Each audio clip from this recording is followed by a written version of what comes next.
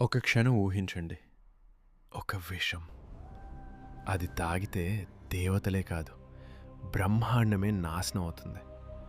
ఆ విషాన్ని చూసి దేవతలు పారిపోయారు, అసురులు భయపడ్డారు. కానీ ఒక్క దేవుడు మాత్రం ముందుకొచ్చాడు. అతనే నీలకంఠుడు, మహాదేవుడు. దేవతలు అమృతం కోల్పోయారు, బలహీనలయ్యారు, అసురుల చేతిలో ఓడిపోతున్నారు, అపహరించుకుంటూ వెళ్ళిపోతున్నారు. కానీ తిలో ఓడిపోతున్నారు. అప్పుడు బ్రహ్మదేవుడు ఒక మార్గం చెప్పాడు. సముద్ర మథనం, మందర పర్వతం మథన దండగా, వాసుకి నాగుడు తాడుగా, దేవతలు ఒకవైపు, అసురులు మరోవైపు. సముద్రం సముద్రం కంపించింది, ఆకాశం గర్జించింది. మథనం మొదలైన కొద్దిసేపటికే సముద్రం నుండి ఒక్కసారిగా హాలాహల విషం బయటికొచ్చింది.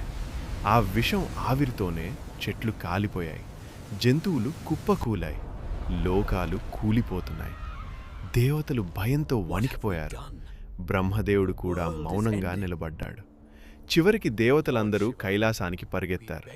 ఓ మహాదేవా, ఈ విషం ప్రపంచాన్ని నాశనం చేస్తోంది, మమ్మల్ని కాపాడు ప్రభూ. శివుడు ఒక్క క్షణం ఆలోచించాడు.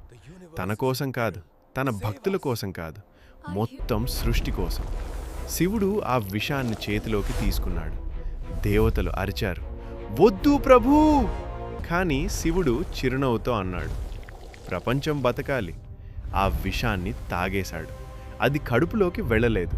శివుడు దాన్ని తన కంఠంలోనే ఆపేశాడు. ఆ కంఠం నీలంగా మారింది. అందుకే అతను నీలకంఠుడు.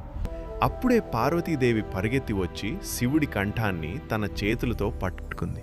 విషం కిందికి వెళ్లకుండా ఆపింది. భార్య ప్రేమ, భక్తి, త్యాగం.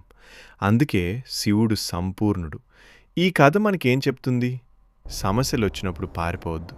త్యాగం చేసిన వాడే నిజమైన దేవుడు. నొప్పిని మింగి ఇతరులను కాపాడేవాడే శివుడు. అందుకే అతను భోలాశంకరుడు, నీలకంఠుడు, మహాదేవుడు. మీకు ఈ కథ నచ్చితే లైక్ చేయండి, షేర్ చేయండి మరియు సబ్స్క్రైబ్ చేయండి. ఇలాంటి మరిన్ని పురాణ కథల కోసం మళ్ళీ కలుద్దాం. ఓం నమః శివాయ.